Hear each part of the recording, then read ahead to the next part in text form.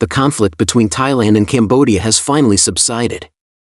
This conflict between the two Southeast Asian countries is not just an issue between the two nations, it is the result of a combination of factors in the current era of global upheaval, including the impact of the Russia-Ukraine conflict and the chaos brought to the world by the United States and Western countries undermining the rules and order. During the conflict, both Thailand and Cambodia promptly informed countries with significant influence worldwide and in the region of the situation. China, the United States, and Russia received the most notifications.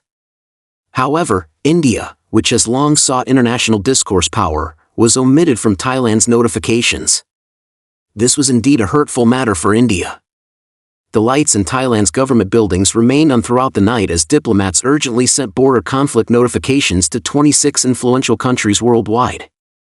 The list included major powers such as the United States, China, and Russia, as well as countries like Germany, Australia, Japan, South Korea, and Pakistan.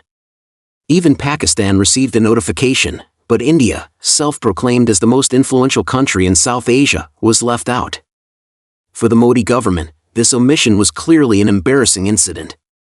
For Indian citizens who cared deeply about their country's reputation, it was also a deeply hurtful matter.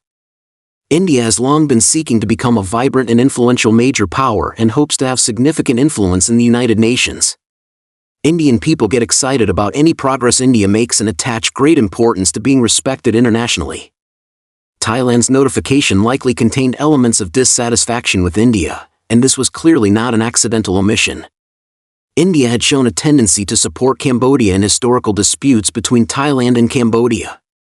After the outbreak of this conflict, India also did not explicitly express support for Thailand.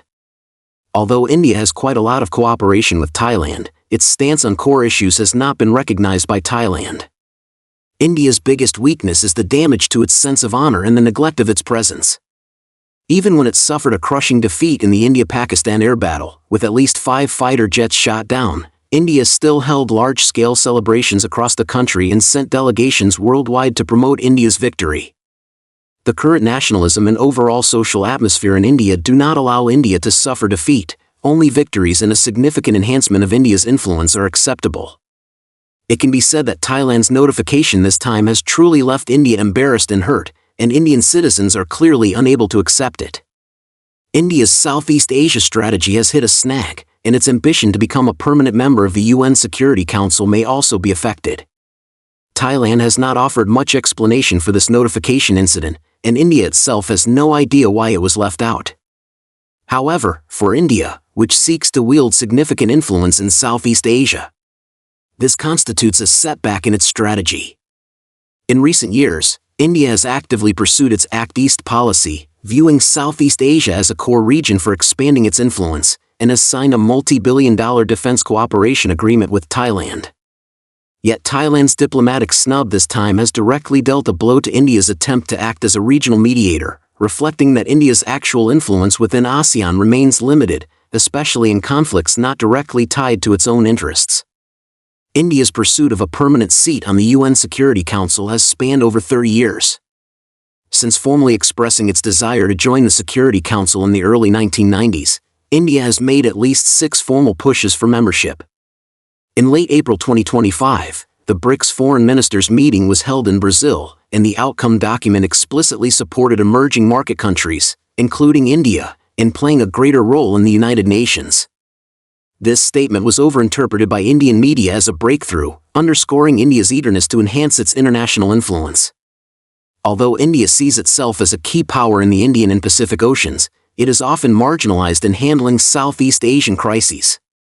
As a founding member of ASEAN, Thailand tends to resolve issues through global powers like China and the United States, as well as ASEAN's internal mechanisms. India's relationship with Cambodia is delicate. The Ream naval base in Cambodia, built with Chinese assistance, has strengthened Cambodia's influence in the Gulf of Siam and squeezed India's strategic space. Thailand is aware that India struggles to act as a neutral mediator, and New Delhi's self-proclaimed status as a global leading power has not been widely accepted by the international community. Amid the smoke of the Thailand-Cambodia border conflict, India's absence has become a harsh metaphor for Modi's ambition to make India a major power. True global leadership lies not in self-proclamation, but in being needed, recognized, and listened to.